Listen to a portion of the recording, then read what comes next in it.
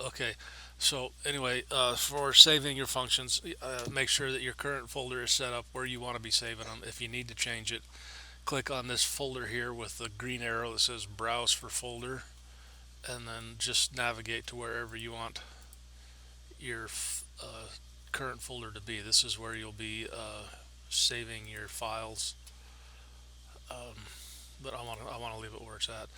So this is my current folder. So when you're doing user-defined functions, you start with the word function, and then your output variable. It can be any valid MATLAB variable name. I like output just because I know that output is what's being sent back to the main screen. And then the name of your function,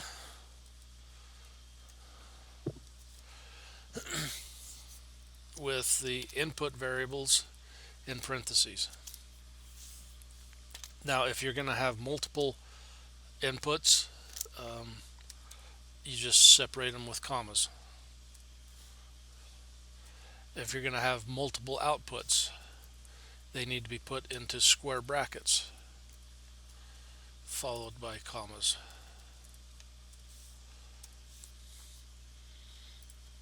And then make sure you assign something to each of your output. Um, and we're just doing a simple nonsense function here. So we're going to square the first input, and um,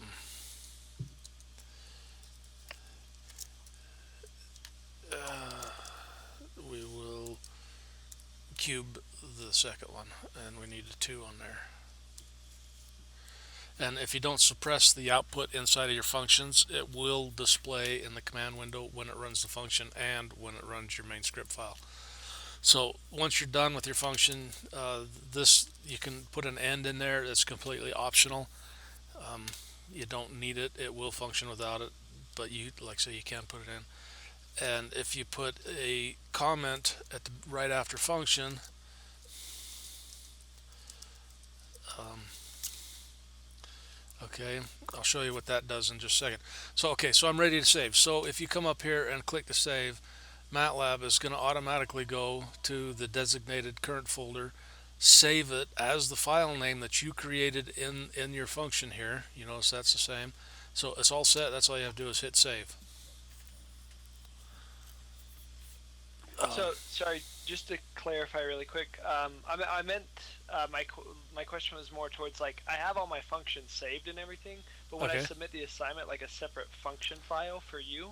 Oh, for me, just throw them all into one Yeah. folder and zip it. Okay. Cool. That's sorry, I didn't clarify my question, Yeah, you didn't, because I mean, yeah, that's fine. but maybe that was good information for people Well, to no, know. I don't know. Maybe I just wasted my time. Maybe I'll just go upstairs and go back to bed. I mean, you already ate the cheesecake, so. Yeah, I already had my cheesecake, so I've had my dessert. It's bedtime. Okay, so anyway, I might as well finish this. So now to use this function, if you assign it to one variable, because I am going to post this online, somebody might find some use out of it. Um, you still have to have two inputs, but you only need to assign it to one variable. But if you assign it to two variables,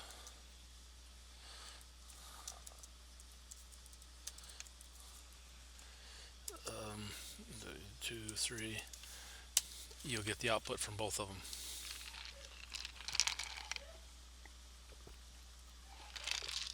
So that's user-defined functions. Did anybody find that useful? I found it useful, but I Oh, wouldn't cool. go over it. Somebody did. Yay. I mean, it would have been useful for me, like, I mean, I figured it out through the text and stuff, but had I not read the text, it would have been very useful. Well, I've been checking my emails every day, and not once did I see one says, "Hey, Art, I don't understand these functions. No, I no, no, don't." no, no. I didn't mean like I didn't understand it when I read it. I just mean to say, if I wanted to skip reading and watch your video, it would have Oh, been very helpful. okay. But you wouldn't believe how many times when I'm grading homework, I see notes in there and unfinished homework that says I just couldn't figure out how to do this. Well, step one is send me an email and I'll get online and tell you. I mean, you know, that's what I'm here for. Okay, any other questions concerning anything in general in MATLAB chapters 1 through 5, 6, 5, 6, 6? User defined functions, because that's what's going to be on the first exam. Okay, no questions. So, what I have here is this is the exam from the summer of 2016. Actually, it has been edited. I deleted the last two problems on them. Um, okay, I'm not going to tell you who wrote this, but the idiot that wrote it put two problems on here from the material covered after this exam. Um, but I was in a hurry to get it done. I mean, so anyway, so I deleted those two. I didn't count them when I was grading it either. So and it was amazing. Some of the students actually solved them correctly. So I'm just going to start here on problem number one and work my way through it. If I go too fast, tell me to slow down. If you got questions, by all means, ask me, interrupt me and ask. I will answer any questions. When I'm grading these exams, um, okay, this one here is this one's not specified to point values for each problem, so I made them all equal. However, I have seen the exam you're taking next week, and each problem has point values associated with it. So I highly suggest you go through the exam, find the ones that you find easy, and get the most points you can, and then go back and do the hard ones. There's no sense in getting stuck on a hard problem, and with all these easy ones that you could do to get a higher score. Um, but one thing I do when I ooh he said do one thing I do when I'm grading is if it asks for a specific thing like linearly spaced, because there's 1,000 ways to do these problems, but if it specifically states linearly spaced, then I expect it to be done in that order. So hopefully that makes sense. Okay, so the first one here is to create a vector named x1 from 1,000 to 2,000 with an increment of 200. So we'll go from 1,000 to 200 with an increment of 2,000.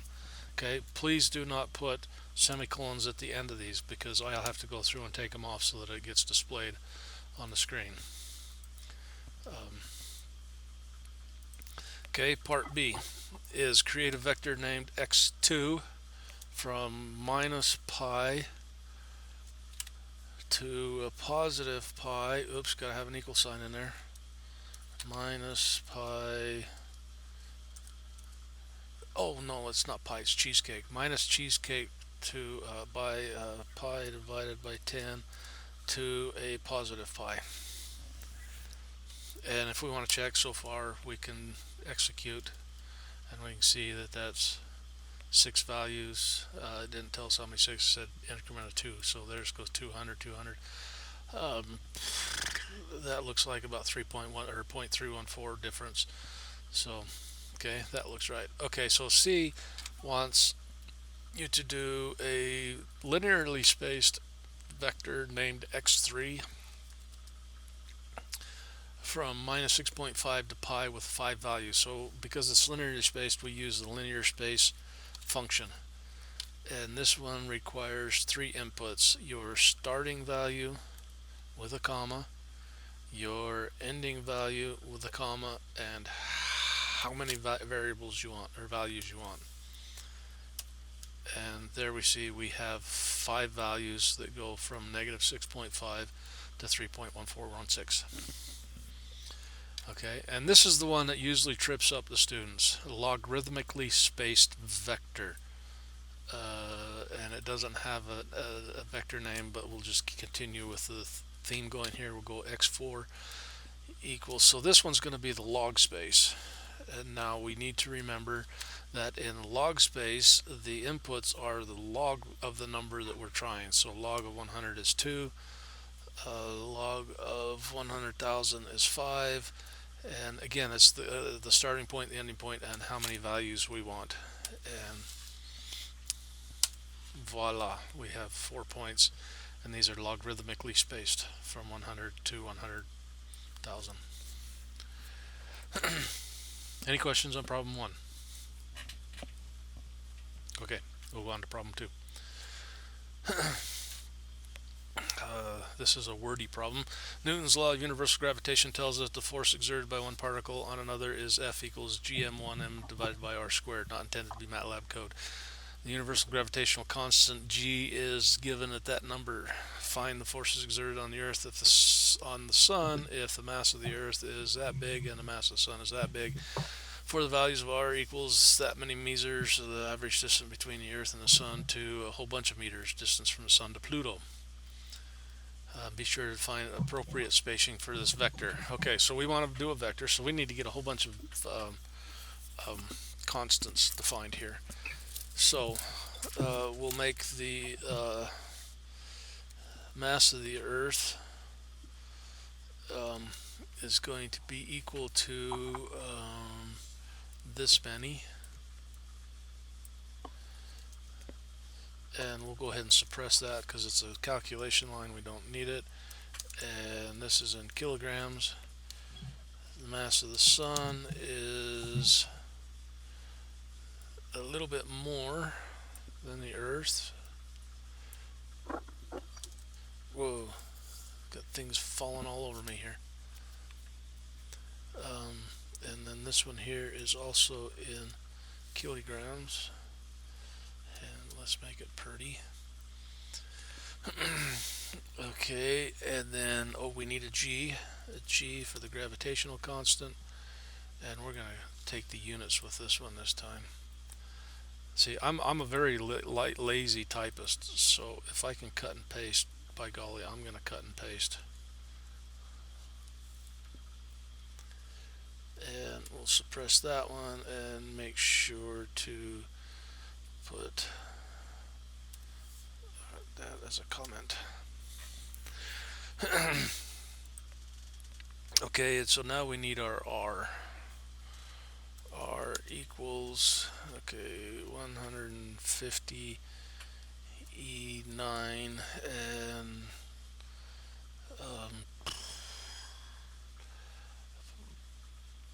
boy, that's okay. We're gonna go by let's go 200 E9 spacing just to begin with to see what it looks like. 273, 75 E9, and we'll suppress that. And somebody didn't scream at me, hey, you put a semicolon, there need to be a colon. Okay, I'm sorry, it's been a long day. Oops. And that one's in meters. All this fancy stuff I'm doing here with the units, I don't expect you to do that on the exam. That's just my OCD coming through.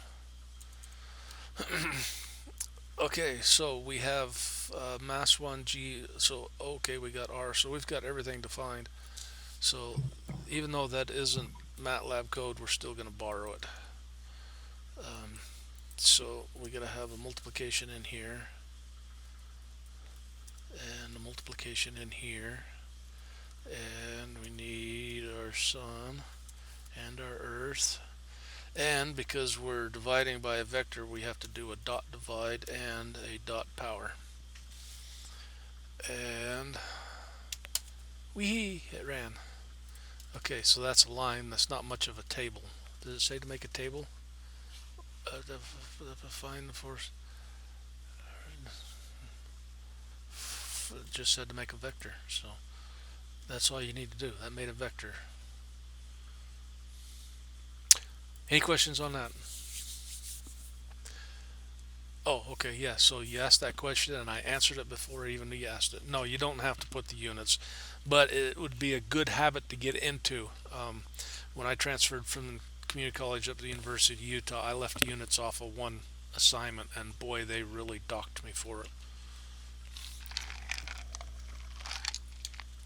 So after that, I got in the habit of always adding units to everything I do.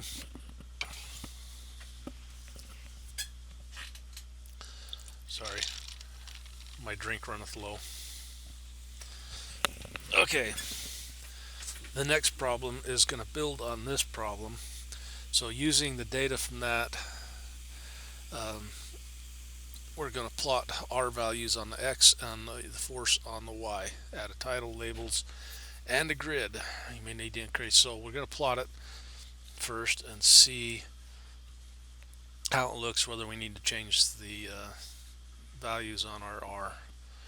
So it wanted R values on the X and force on the Y, and it needed a title. Um, Gravity, it's a heavy subject. Um, X label is going to be distance, done in meters.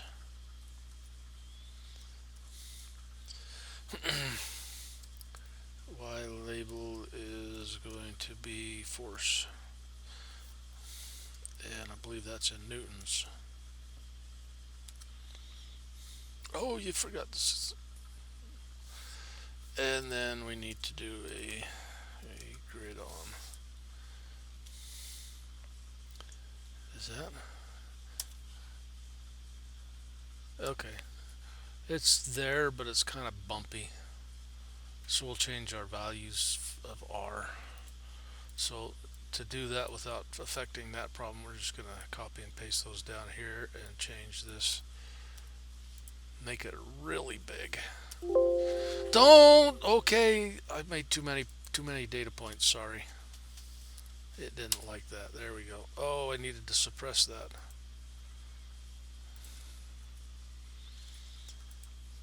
That's a function you guys will need to get accustomed to when you get into an endless loop like that. When we get into doing um,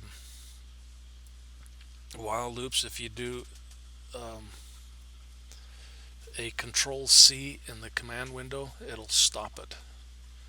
Okay, so there we got a nice smooth plot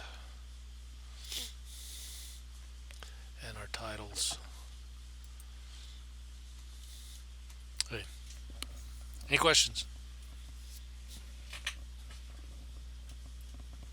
Okay, we'll move on to number 4. Number 4, use a subplot window to create the following 4 graphs in the same figure window. Okay, so first off, we're going to define our x equals 0, and we're going to want some nice smooth plots. So I'm going to go 0.1 to 10, unless it's specified it did not.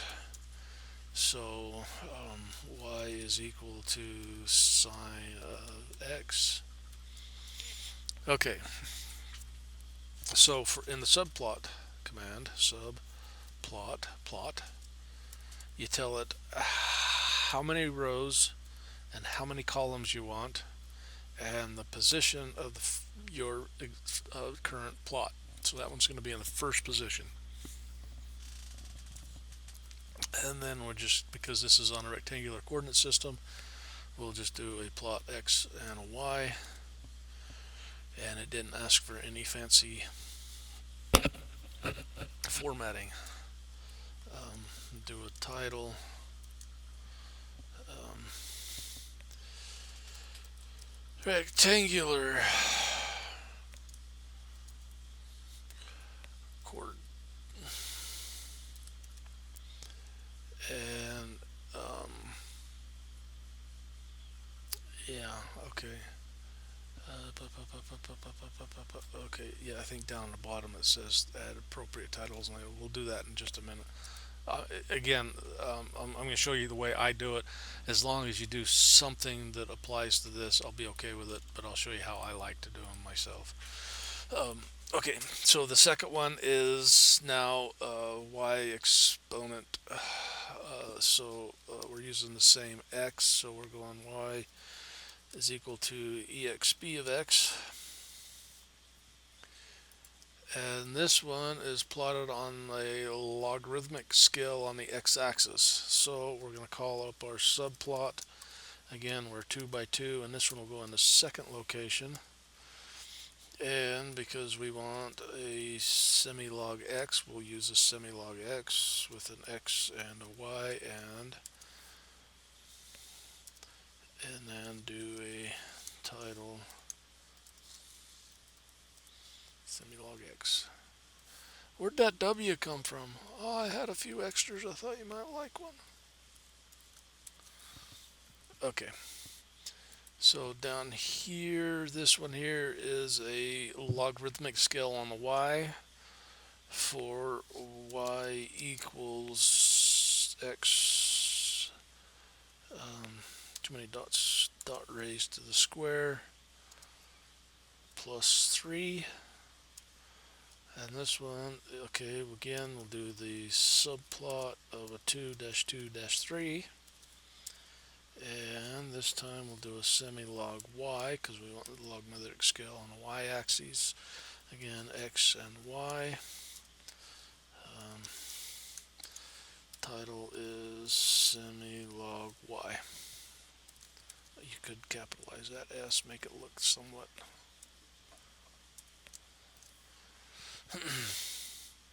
Okay, and on the last one, same x, so we don't have to change that. Y is going to equal 5 dot raised to the x. And do our subplot of 2, 2, and our final location in 4. Oh, not plot. This one is logarithmic scale on both axes, so that's a log-log plot. X, Y, and title.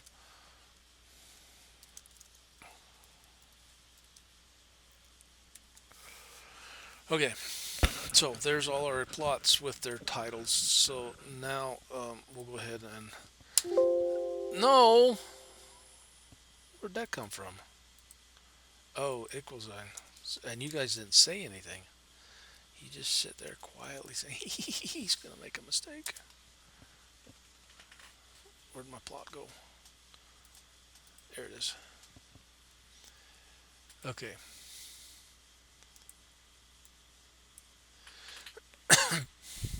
Do you want the grid on those or no? It didn't specify grids, so I don't dock you for doing extra as long as you do what it asks for. So, okay, but it does say to appropriate labels, axis labels. Okay, um, I guess you could do an X label.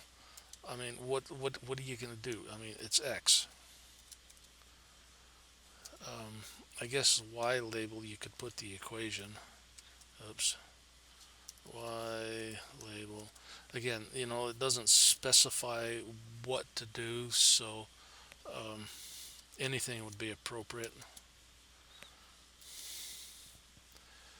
Um,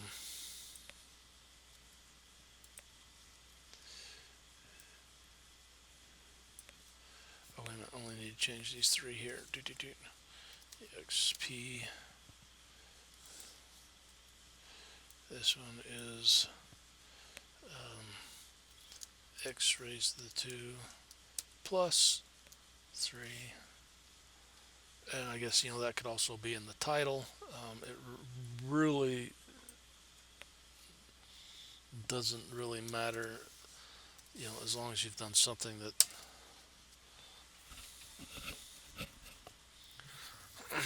so now you see all your titles. Generally, if everything is the same, which in this case it's not because, well, this would be Y and X. Anyway, I won't go down that road. I don't want to confuse you. Any questions?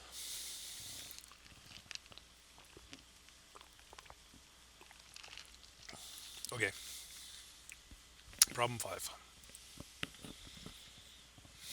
Create a table of integers 1 through 10. Column 1, log 2 of each integer in column 2, corresponding natural log in column 3, and log 10 in column 4.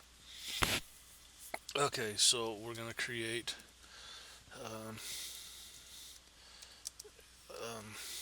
and we're just going to increment by 1. So x2 equals okay, so we need to log 2. Now that equation is given,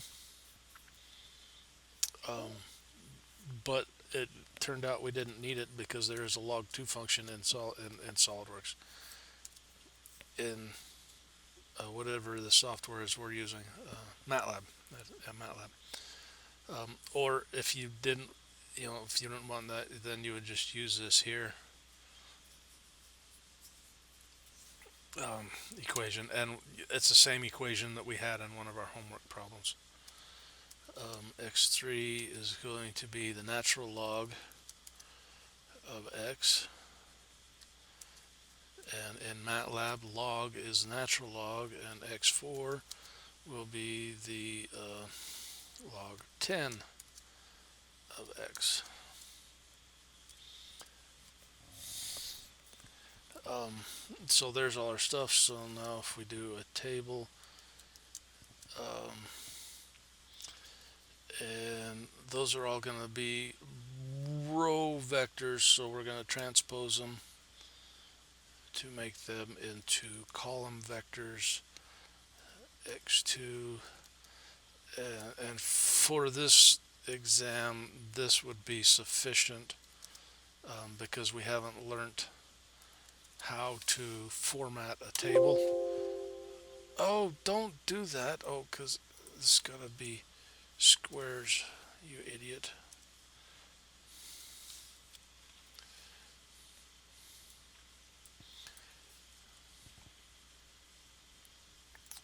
But in a later chapter, okay, this is not part of the exam. This was just me showing off, when you learn how to um, do some output formatting.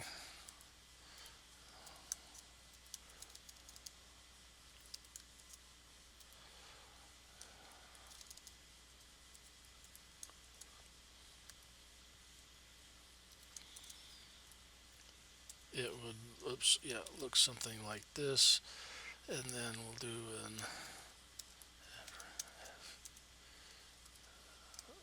let's see, we need 2.0f, and let's see, let's go 4, so that'd be percent.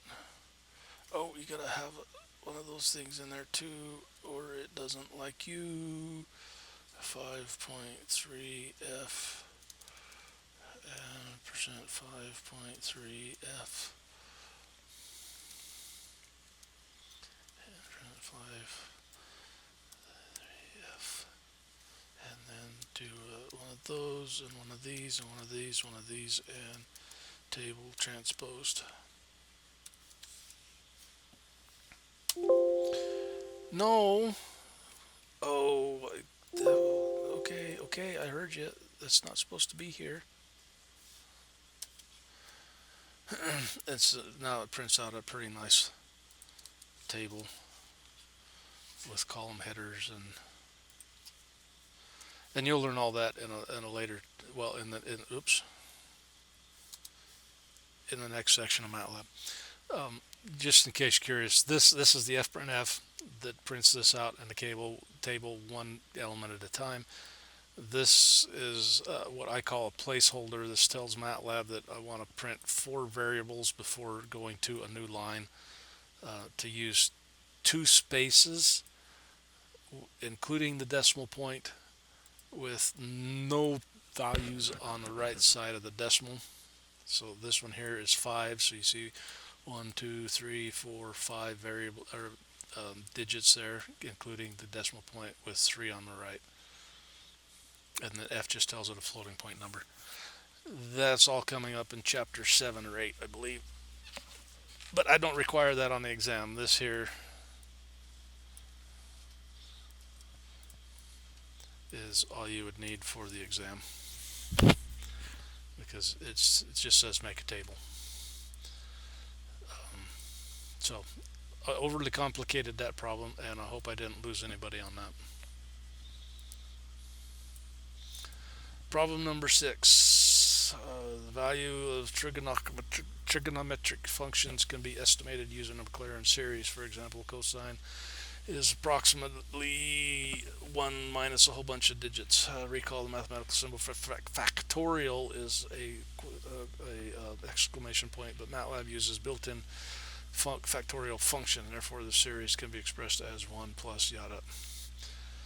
Create an anonymous function called mycosine to find the value of the cosine using the first four terms of, and then test the function with both built-in and my function. Okay, so this is requiring us to do an anonymous function. So we're going to call it my cosine equal to an at sign, and x is going to be our variable, and then our equation is going to be 1 minus x raised to the 2 divided by factorial of 2 plus x raised to the 4 divided by factorial 4, and it just wanted four digits or four terms, so this would be the fourth term here is going to be x raised to the 6 divided by factorial of 6. So there's our our anonymous function. And now it wants to find cosine of 1 with r's and with the built-in. So we'll do a cosine 1 and my cosine 1, and no dings, no dings, yay, no dings. And so we see that those numbers are both the same. So it works. Any questions on anonymous functions? Those are done within the main script file. Okay. Problem number 7. We're getting there. There's only 8 problems. So, okay. Create a user-defined function called express representing the following expression. Evaluate for x equals 3. Okay, so when I do functions, I like to... Oh, I didn't show you that earlier. I was going to show you that, and I forgot, so I'll show you this time. I like to copy this and put it into my function just so I don't have to go back and forth to see what I'm trying to do. So function is going to be the output is equal to 5 plus... Oh, no, it's going to be the freaking function name, you idiot. Express, and we're going to input an x value.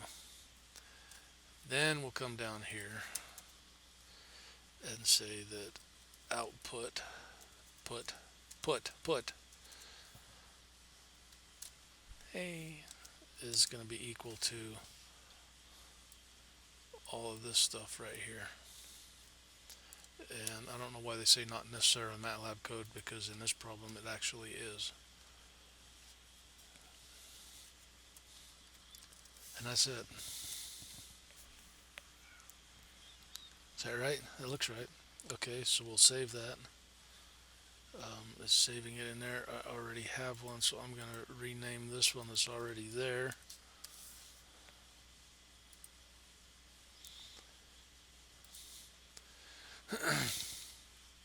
So now with these comments here, if you come over into the command window and type help and the function name, express,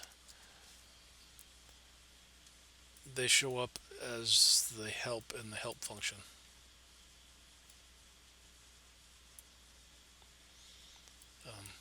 If we got rid of this space here, all of that would show up.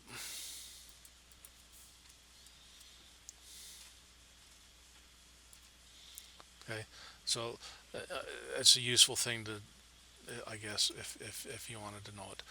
Okay, so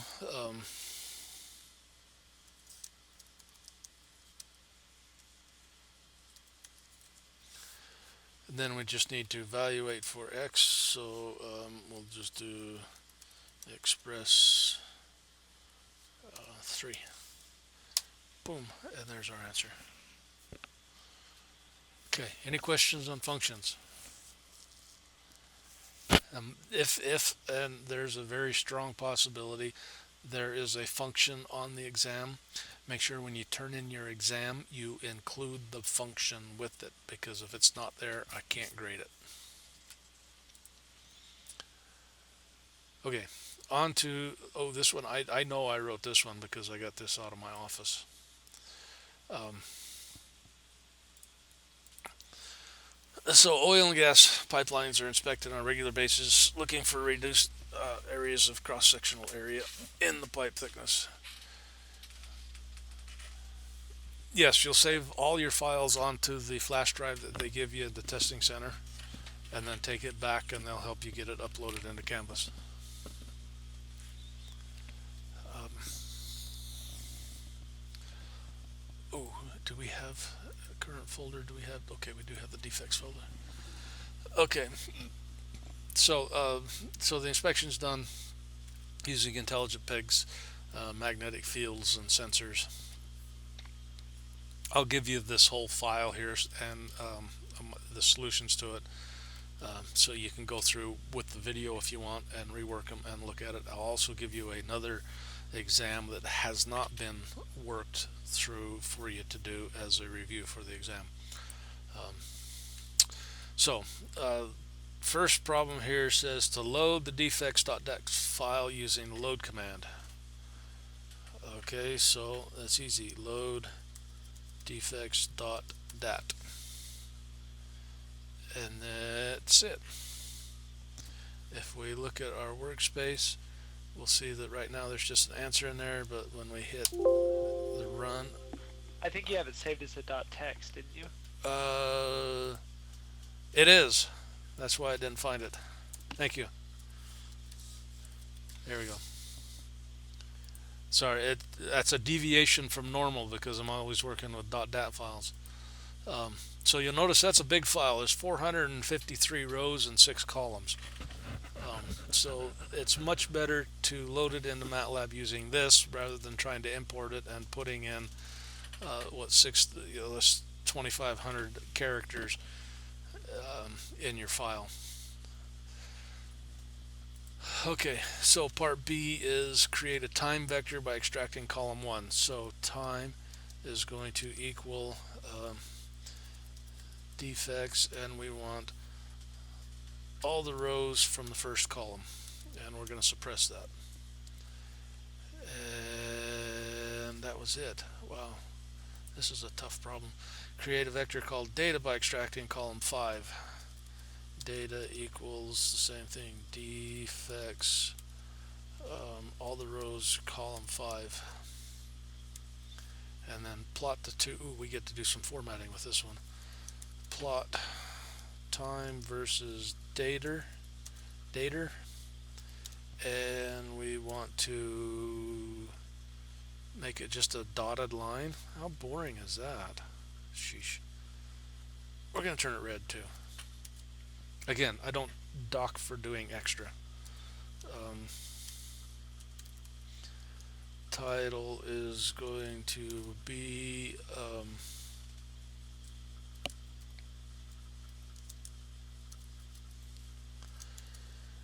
and then the X label is, what is the X label? X label is time. And I believe that was in seconds. Did it specify up here? No, it just says time. But it does say that the 2 for 5 are in counts. So our Y label is going to be counts. And there's no units on counts, it's just a digit. Okay, and we'll come over here and watch this fabulous plot come up without any dinging from the computer. There we go. And that's what you expect. This is actual data that I took from my job and some research I was doing. This is a signal going over a defect. This is a signal, and I think this one here is too. So that's it. That is the gist of that exam. Um, any questions? Okay, that took me 40 minutes to go through that exam with a lot of explaining, and obviously I've got more years than I'd like to acknowledge on in MATLAB. You guys are given 2 hours to take the exam. You said you removed two problems from this test, I did. so really there'll be two more on the No, or on that test, or no? actually, this is the test from the last summer, 2016. The exam you will be getting next week only has 7 problems on it, Okay. so there's actually one less. I've seen the exam. I've gone through it. It's not much harder than this one because this one was actually a rather easy exam. Um, but there were some. I did some editing on it with the other instructors. Um, see, there's 3 of us teaching this course this semester, and we all get a chance to write an exam. I'll be writing exam number 2, and we all get to put our input. But there was one problem in there that it, it was actually taken from a previous exam, and I remembered that one, and the students complained about it, so we had it removed. So I think it's a pretty fair exam. So, and if you've been doing your homework, you should be fine.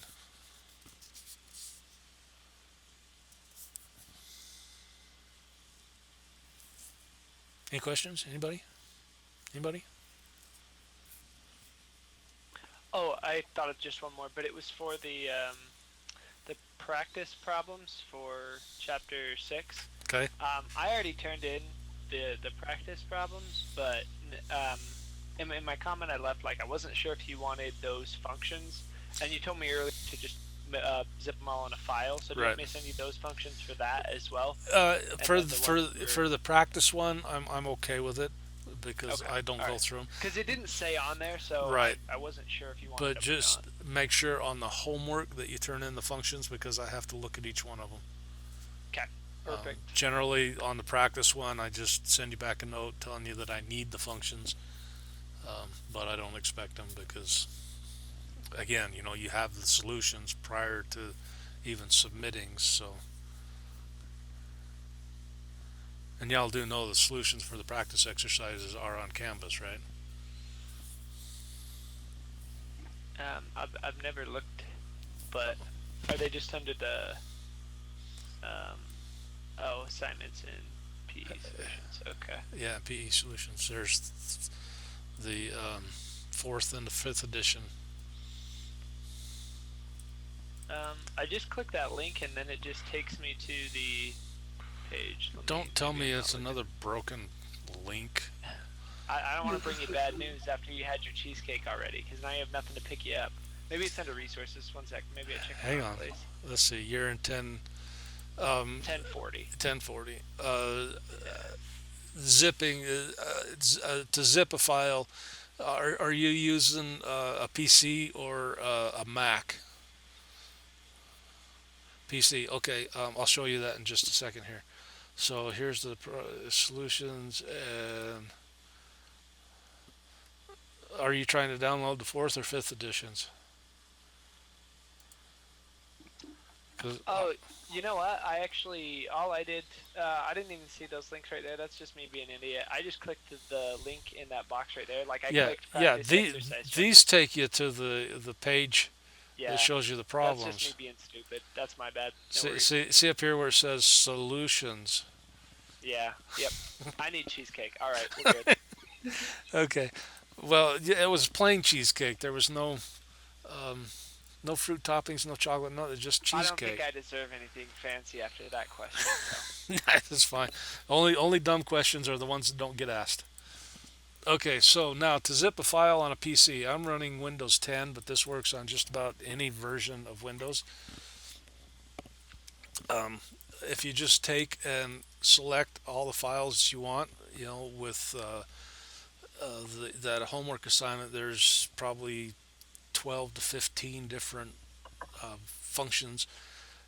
You'll just select them all and then right mouse on it and then send to a compressed zip folder and then just give it a title, and that's what you submit. And then when I open it, it'll come up with this extract all, and I'll just extract them, and then I can load them into MATLAB. Does that answer your question, Joe? Cool.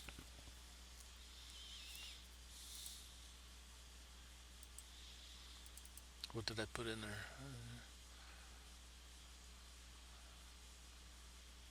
Oh, look at that. I can just.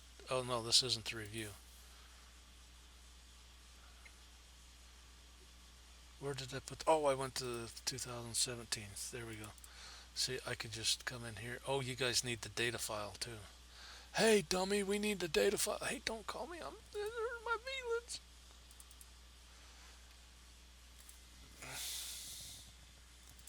Oh boy. We'll go with this. Okay, and y'all know about this ASV file, right? Anybody not know what that is? Could we review that real quick? Certainly. If by any chance when you're working in MATLAB you happen to lose your file, this ASV is an automatic backup file that MATLAB creates, and I'm going to catch that and save it just so that it's not open. So this is the same thing as that one. If ever you need to get it, you just come on here and rename that from ASV to a .m, and it'll give you back everything that was there the last time MATLAB did a backup. So Okay. let's see.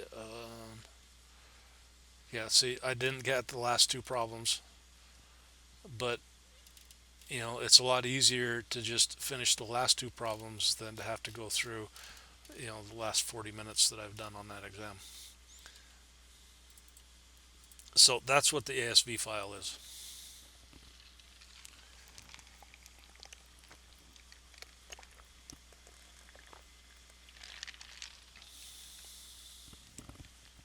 So is there anybody here from Corinne's class, or are you all my students?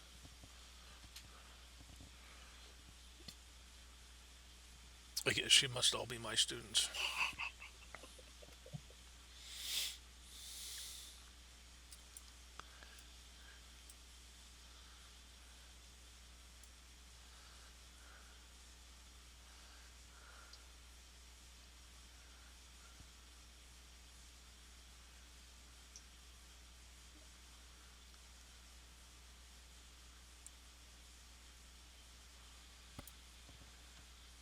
Any more questions? Okay, I'm gonna